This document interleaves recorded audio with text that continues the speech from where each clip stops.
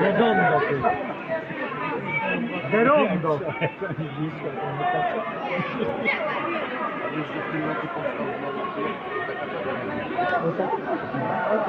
Zakapiory to 10 lat temu